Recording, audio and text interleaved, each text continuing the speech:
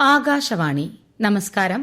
പ്രത്യേക വാർത്താ ബുള്ളറ്റിൻ വായിക്കുന്നത് ആമിന നജുമ.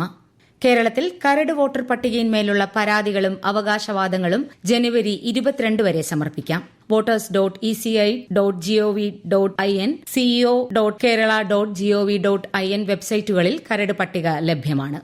അധ്യക്ഷ ഉപാധ്യക്ഷ തെരഞ്ഞെടുപ്പ് പൂർത്തിയായ എല്ലാ തദ്ദേശ സ്വയംഭരണ സ്ഥാപനങ്ങളിലെയും വിവിധ സ്റ്റാൻഡിംഗ് കമ്മിറ്റി അംഗങ്ങളുടെ തിരഞ്ഞെടുപ്പ് അടുത്ത മാസം 5 മുതൽ 7 വരെ തീയതികളിൽ നടത്തുമെന്ന് സംസ്ഥാന തിരഞ്ഞെടുപ്പ് കമ്മീഷണർ അറിയിച്ചു. ഗ്രാമ ബ്ലോക്ക് പഞ്ചായത്തുകളിൽ 4ഉം ജില്ലാ പഞ്ചായത്തിൽ 5ഉം മുനിസിപ്പാലിറ്റികളിൽ 6ഉം കോർപ്പറേഷനുകളിൽ 8ഉം സ്റ്റാൻഡിംഗ് കമ്മിറ്റികളാണ് രൂപീകരിക്കേണ്ടത്.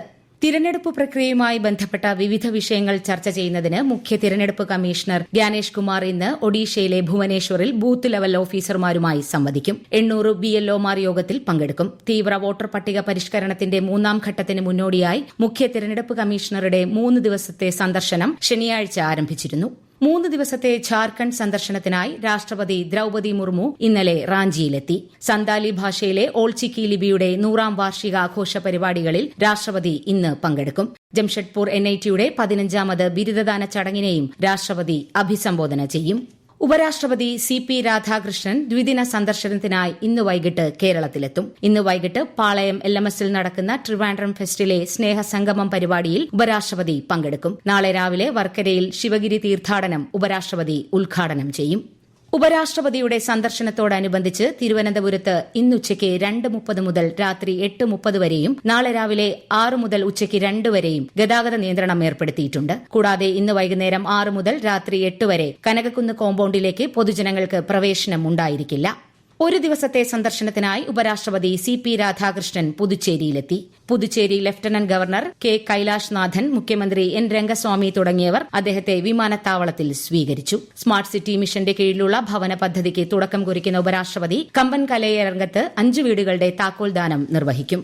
ഉൽപാദനം, വിപണനം എന്നിവ പ്രോത്സാഹിപ്പിക്കാനും ഇന്ത്യയെ ആഗോള സേവനദാതാക്കളാക്കി ഉയർത്തുന്നതിനുമുള്ള പ്രവർത്തനങ്ങൾക്ക് മുൻഗണന നൽകാൻ പ്രധാനമന്ത്രി നരേന്ദ്രമോദി സംസ്ഥാനങ്ങളോട് നിർദ്ദേശിച്ചു. ന്യൂഡൽഹിയിൽ നടന്ന 5ാമത് ചീഫ് സെക്രട്ടറിമാരുടെ ദേശീയ സമ്മേളനത്തെ അഭിസംബോധന ചെയ്യുകയായിരുന്നു പ്രധാനമന്ത്രി. എറണാകുളമടക്കം 3 പ്രമുഖ റെയിൽവേ സ്റ്റേഷനുകളെ വിപുലമായ വികസനത്തിന് തിരഞ്ഞെടുത്ത് ദക്ഷിണ റെയിൽവേ. കോച്ചിംഗ് ടെർമിനലുകളുടെ വിപുലീകരണം, സ്റ്റേഷൻ പുനർവികസനം തുടങ്ങിയവയാണ് നടപ്പാക്കുന്നത്. എറണാകുളത്തിനു പുറമെ ചെന്നൈ, കോയമ്പത്തൂർ സ്റ്റേഷനുകളാണ് വികസിപ്പിക്കുന്നത്. Vande Bharat AC class യാത്രക്കാർക്കായി sleeper സംവിധാനം ഉടൻ ആരംഭിക്കുമെന്ന് ഇന്ത്യൻ റെയിൽവേ. റെയിൽവേയെ ലോകോത്തര നിലവാരമുള്ള ശൃംഖലയാക്കി മാറ്റാൻ കേന്ദ്രീകൃത ശ്രമങ്ങളും തദ്ദേശീയവൽക്കരണവും സഹായിക്കുന്നുവെന്ന് മന്ത്രാലയം അറിയിച്ചു. അമൃത് ഭാരത് ട്രെയിനുകൾ വഴി AC ഇതര യാത്രക്കാർക്കും സുഖകരമായ യാത്ര ലഭ്യമാക്കി. രാജ്യത്താകെ 164 വന്ദേ ഭാരത് ട്രെയിനുകൾ ഓടുന്നുണ്ടെന്ന് മന്ത്രാലയം അറിയിച്ചു.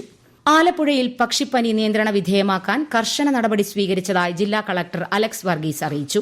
സാമ്പിൾ ഭോപ്പാലിലെ നാഷണൽ ഇൻസ്റ്റിറ്റ്യൂട്ട് ഓഫ് വൈറോളജിയിൽ അയച്ച് സ്ഥിരീകരിച്ച ഉടൻ അടിയന്തര യോഗം ചേർന്ന് പ്രതിരോധ നടപടികൾ ആരംഭിച്ചു. പ്രഭവ കേന്ദ്രത്തിന് 1 കിലോമീറ്റർ ചുറ്റളവിലുള്ള പക്ഷികളെ കൊന്നൊടുക്കാൻ നിർദ്ദേശം നൽകി. 2 ദിവസം കൊണ്ട് 28,000 പക്ഷികളെ കള്ളിംഗ് ചെയ്തു. 10 കിലോമീറ്റർ ചുറ്റളവിൽ വിൽപ്പനയും ഉപയോഗവും വിലക്കിയിട്ടുണ്ടെന്നും കളക്ടർ അറിയിച്ചു.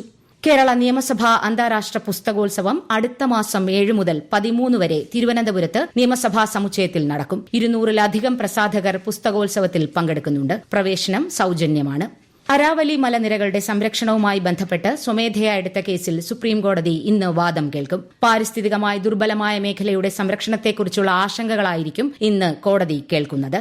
ചീഫ് ജസ്റ്റിസ് സൂര്യകാന്ത്, ജസ്റ്റിസുമാരായ JK മഹേശ്വരി, AG മസിഹ് എന്നിവരടങ്ങുന്ന ബെഞ്ചാണ് കേസ് പരിഗണിക്കുന്നത്.